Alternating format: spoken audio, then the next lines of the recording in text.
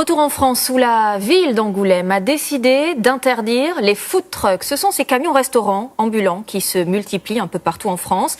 La municipalité veut protéger ces commerces du centre-ville, les restaurants en dur. Sur place, Anne Guillet et Alain Darigrand. Aurélie Vicaire prépare son camion. Elle va bientôt participer à un salon du mariage. Elle transforme son food truck en bar à bonbons. Des pralines que j'ai déjà emballées, assorties au camion. Cette ancienne directrice de magasin réalise un vieux rêve, avoir son propre camion pour faire du commerce ambulant. Mais il y a un mois, énorme déception, impossible de s'installer dans le centre-ville d'Angoulême, réservé au commerce traditionnel. C'est un peu incompréhensible parce qu'ils sont commerçants, ils ont besoin de travailler, mais on est commerçants tout autant qu'eux, sauf qu'on est ambulant. Mais on a des charges tout pareilles, on est commerçants, donc non, c'est pas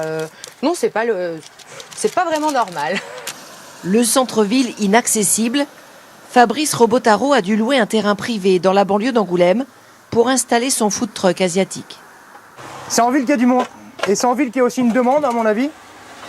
Mais bon, après il y a les restaurateurs aussi que je pense qu'ils font un peu la pression au niveau de la mairie pour pas qu'il y ait cette concurrence qui arrive.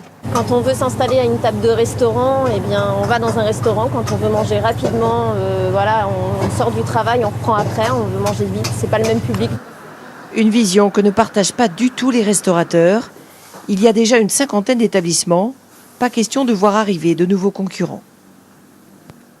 On a les impôts locaux, on a du personnel, on embauche du personnel, on embauche des apprentis pour la formation également.